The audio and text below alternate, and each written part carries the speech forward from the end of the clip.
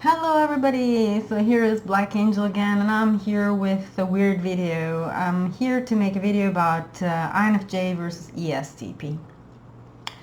So this is actually not a video that I'm making because these two types actually are like one another, or that they look in any way like each other. Well, they do in some ways, but that's not what I'm going to talk about. What I'm going to point out in this video are the differences between the two. Just to give an idea of how different two profiles can be.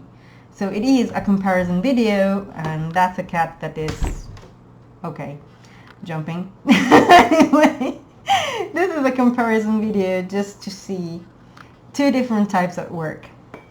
So, first things first, ESTPs are extroverted sensors, whereas INFJs are an extroverted sensing type that is intuitive dominant, so introverted intuition dominant.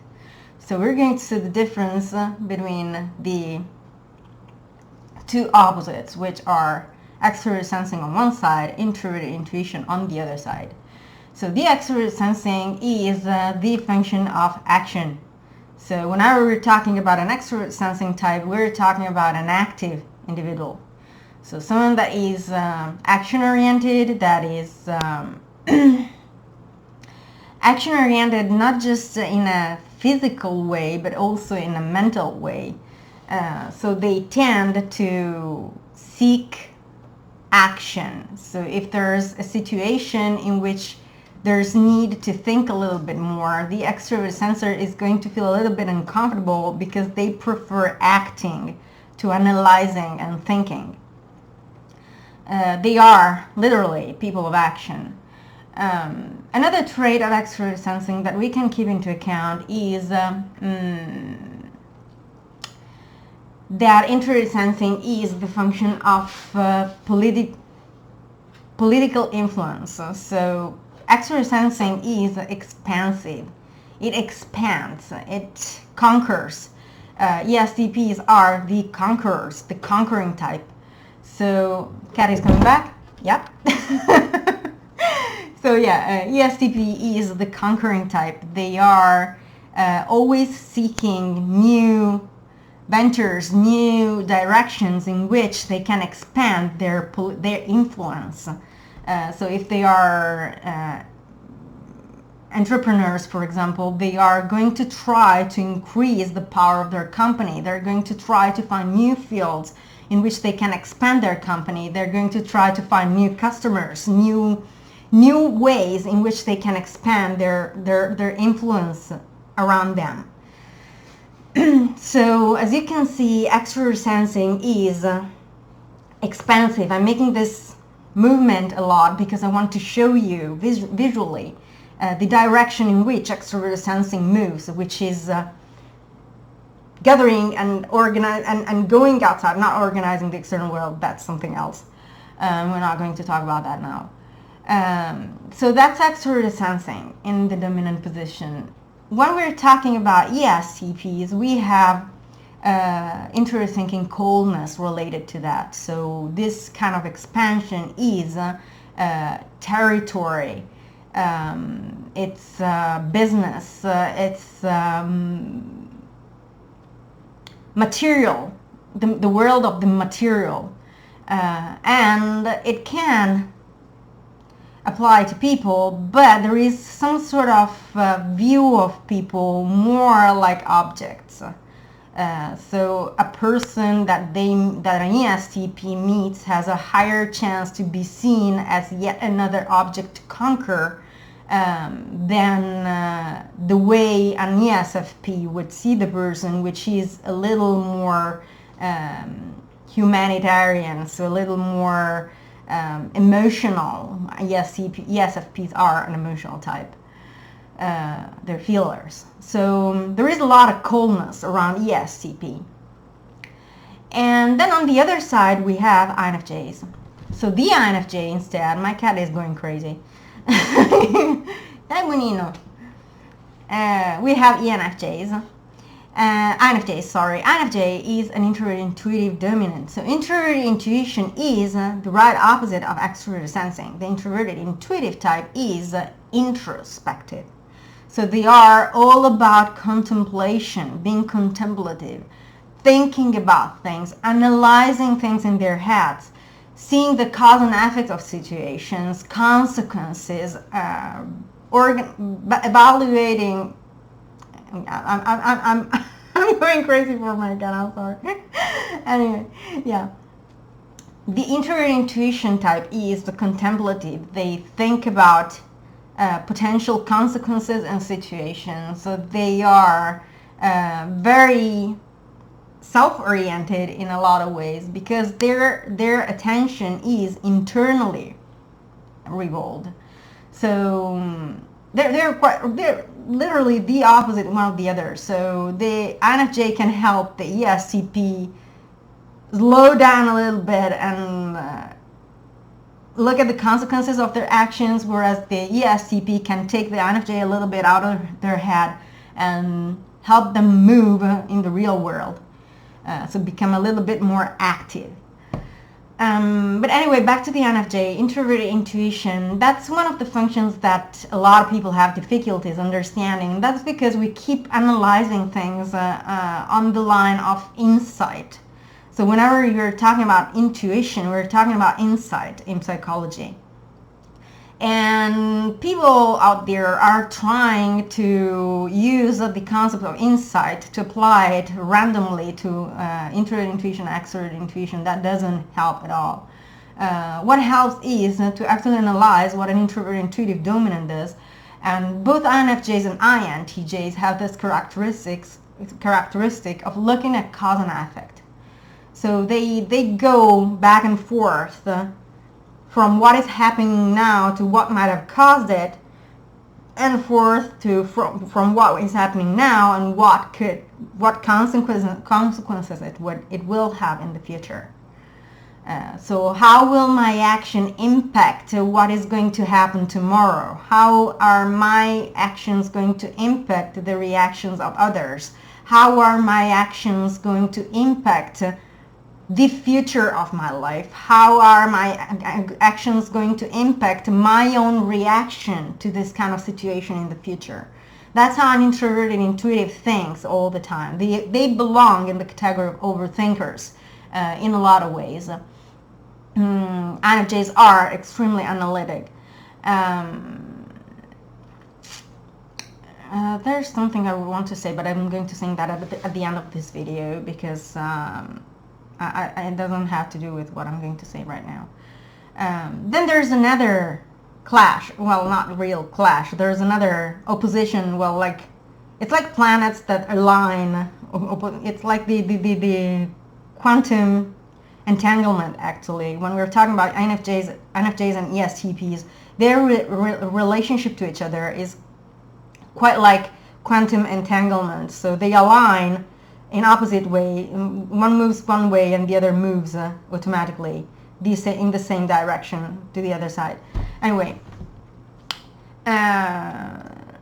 introvert thinking in ESTPs, like I said, that makes ESTPs more like a little bit like robots in some way. They're cold-hearted in a lot of ways. They're actually very warm-hearted. That's something that is given by their extrovert feeling tertiary. But they're warm-hearted in a way that is not socially recognized as being warm-hearted. So I'm going to stick to being cold-hearted for that reason. An ESTP only cares about the opinion of those that belong in their close circle. So that's why they look cold-hearted, but they really care a lot about the opinion of those that are under their wing or that are in their close circle. Anyway, introverted thinking is a function that works on my personal view about stuff. So introverted thinking, it's introverted and it's thinking. So we're talking about logic, way of thinking. We're talking about structure. We're talking about ideas. Well, when talking about ideas, it's a little bit dangerous because intuition is also about ideas, but in a different way. Anyway, yeah, introvert thinking is stricter. It's the things that make sense to me, the things that I believe are true, the things that I think are correct. So it's my own sense of correctness. It's my own sense of how the world works. That's introverted thinking. And ESTPs are based on this concept. So they use introverted thinking creatively to expand their influence in a way that they think is correct. They analyze the external world according to what they believe to be correct, and they disrupt anything, destroy anything that they believe not to be correct. Oftentimes, they do not even substitute that with anything. They just say that is wrong, period. That also goes hand in hand with tertiary introvert thinking INFJs, because INFJs are okay with being told what is not correct, but then they want to rebuild what is correct themselves. So, yeah. Quantum entanglement still. One moves one way on one side and the other moves automatically in the same way on the other side. You can look quantum entanglement up. It's not a difficult concept, actually. Anyway, yeah. ESTPs are TI auxiliaries. So TI auxiliary is the coldest of all functions, probably. It's the function of analysis, the function of structure and personal opinion. So one thing I can explain it is that those who are introverted thinking, vulnerable in socionics, so we're talking about ESFPs and ENFPs, they cannot understand the importance of their own opinion. They only go for what the majority thinks. So the ESTP is the opposite to this thing. They base their lives on their own opinion. Like I said, they don't care about what anyone thinks except their close circle and themselves. And their opinion is always placed above the opinions of those in their close circle. That's typical TI, and that's how an ESTP works. They're leaders. They are strong individuals. They are self-assured in many ways. An ESFP is actually oftentimes less self-assured than an ESTP. They're more bullies. They're the bullies, the ESFPs. The ESTP is never a bully. They do not obtain anything from being a bully. And if they are, it's not because they're deliberately attempting to bully someone. It's just they're going their way, crossing there, and they're not seeing anything else around them. So they're not deliberately stepping on other people's feet. They are just going their way. That's what an ESTP is. The INFJ, on the other hand, is a little more complicated. They have this very internally oriented thing, and they gather reactions from others about mostly themselves. Like I said, they are contemplative and introspective. So an introvert is always about their place in the world. So an extroverted feeling is a function, an ethical function, that tries to reads actually the emotion of the external environment, the general reaction of the external environment to specific situation.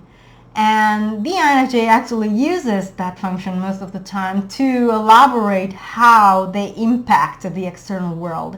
So what their place in the world is. So I am acting this way, and I am obtaining externally this kind of reaction. So why am I obtaining this kind of external reaction? That's because I said this thing and I said this thing and people reacted that way. So they probably think that that is wrong for this and this and that. And if I said that thing that other way, they probably would react a different way. And that's how INFJs actually build their facade. There's a lot of coldness here too, if you notice. There's a lot of using information to build a personal stance or personal image. And that's actually what INFJs do. They use the broader emotional reactions to them to build their own image in such a way that is most likely accepted by anyone they're going to cross. The kind of acceptance an INFJ is looking for is actually more self-esteem oriented than anything else, not even self-esteem. What an INFJ is looking for is not what the majority is looking for. They're not looking for approval. That's something a lot of people are looking for. If you look out there, the highest majority of people is acceptance oriented. They want to be accepted by others. They want to be understood by others. They want to be validated by others. That's not what an INFJ is looking for. An INFJ is most likely looking for popularity. An INFJ is most likely looking for winning in some way. That's a consequence of that hidden extroverted sensing. They want to be on the top, and they want to achieve something. So they want to have the opportunity to obtain favors from others. So they want to have to be in the position to be actually offered favors from others. So that's what an INFJ is probably looking for. It's more exploitative. We're talking about an extrovert sensing type. Do not think that an INFJ is in any possible way going to place you above others because they're so altruistic. That's not what an INFJ is. Like I said, whenever we are in an extrovert sensing environment, we're talking about exploiting everything we have around us. So the INFJ is also subconsciously exploitative type. They exploit people deliberately, not in a sense that they're going to try to get money from them or anything. They're actually not based on money at all. For an INFJ, money is probably the last of their concerns. It's more about obtaining favors, obtaining something that they need in a specific way. A favor for an INFJ can be left alone when they need free time, when they need time alone. A favor for an INFJ might be being accompanied somewhere or being taken somewhere by car when they don't want to go alone. So it's something that actually looks altruistic or that looks connected in some way, but it's not. It's rather selfish. And I'm having fun with this thing because I know some of you are pulling their hair out of their heads and screaming, "What the hell are you talking about?" And I know I'm telling the truth. Anyway, yeah, there's this thing that you always have to say only positive things about types. I don't like that. I think that's stupid because we're not all positive and stuff. We're all shitty people in some way. So let's talk about the negatives of types. That's more realistic, and that's what I want to do. So yeah, on one side we have the ESTP. The ESTP is coldness incarnated. Yeah, I heard that word used that way. They are coldness incarnate. They only look to to the financial, material, and political influence they can. The most they can gather, the most they can obtain, the most they can expand. They are extremely aggressive. When they point the aim somewhere, they're going to pull the trigger and they're going to shoot that thing. There's nothing that can make that thing get out of their aim in any way. They're snipers in that way, in that sense. So they point something, they go for it, and there's no way that thing can escape them. Sorry, not explain, escape them.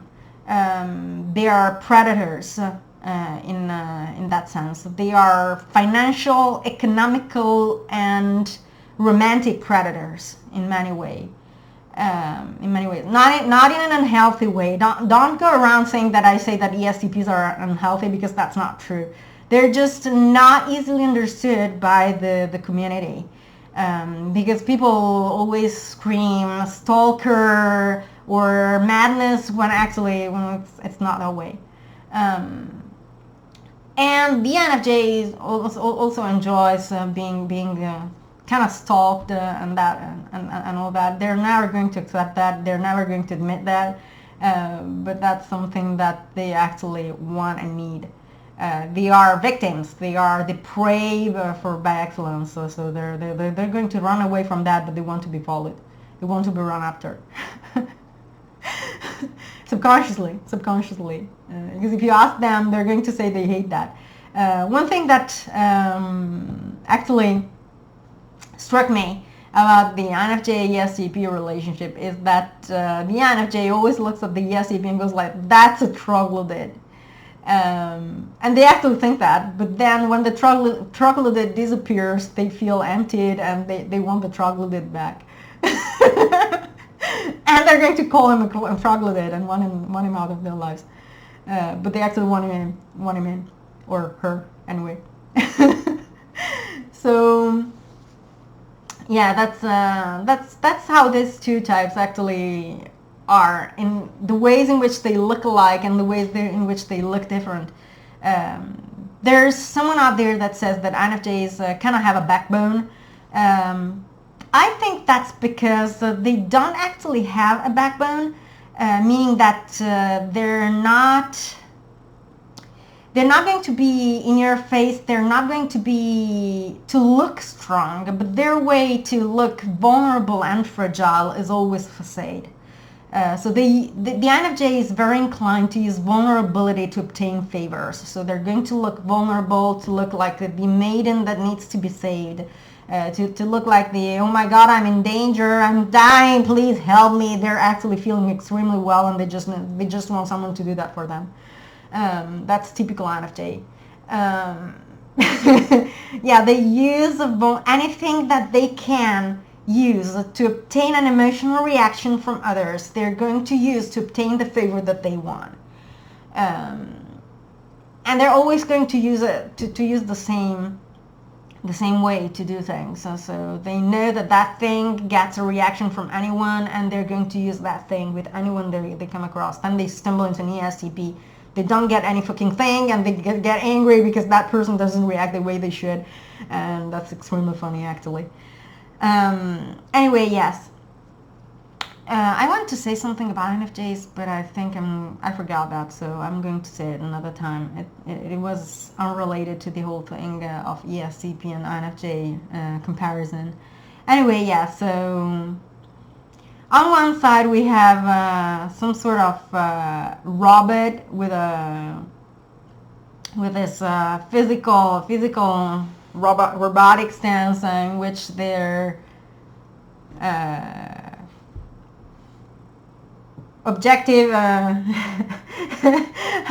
can't do that. I'm sorry. Anyway, it's like objective and found going to shoot, killing that, and they're going for that. On the other side, instead, you have some kind of an artificial intelligence that is finding the most psychologically retorted ways to exploit what they have in front of them for their personal turn back. So I want you to imagine how the interaction between these two types could be. That's something that I find exhilarating. Anyway, yeah, that's what they look like. The ways in which they're similar and why they are so different from each other while being similar. Also, INFJs can be extremely aggressive, to be honest. They're not going to be aggressive when they don't obtain what they want. That's not something that will... an INFJ is playing. INFJs are playing. When they're trying to obtain favors, they're playing a game. And they are good players. If they lose the game, they accept they're losing the game. They're going to start a new game and find a new way to get to their goal. They're constantly playing. What they can get angry about is when their principles are stumbled upon. If you step on some of an INFJ's principle, start running, because the INFJ doesn't stop. That's another difference between the INFJ and the ESTP that actually makes them similar. The ESTP is going to pressure you and hit until you break. So when you stop, you break, you show that you understood, and the ESTP obtains that their principles are respected, so to speak. Then they're going to stop and leave you alone. They know how much pressure to make in a specific circumstance to obtain what they want. The INFJ does not. So the INFJ is going to steamroll you forth, steamroll you back, you break, they're going to steamroll you again another couple of times because they're not sure you actually broke. So that's actually more dangerous to step on an INFJ's principles than it is to step on an ESTP's principles or to get in the way of an ESTP. Because the ESTP takes you and puts you out of their way in a way that is roughly acceptable to you. The INFJ doesn't look at that at all. The INFJ doesn't have limits. They don't know how much pressure to put in a specific circumstance, so they're going to put all the pressure. That's probably another reason why they're told to have a backbone. They don't know what the limit is, and when they should actually stop and leave the other a little bit of more space. You stepped on my principle. I'm going to show you that you're not going to do that ever again in your life. And if in the process I'm going to destroy you, that's not a problem because you stepped on my principle. So I'm probably never going to trust you ever again. So it doesn't matter if I destroy you, if your brain blows up because that they're playing psychological tricks when they do that thing. So yeah. INFJ versus ESTP. Hope you enjoyed and you didn't actually commit suicide. I know I will get a lot of thumbs down, and that's actually funny. Anyway, yeah. I hope I will see you soon again. I'm having quite a difficult time. Actually, today I'm having high fever, so it's not being easy for me to publish videos. I hope you will forgive me, and I will talk to you soon. Bye.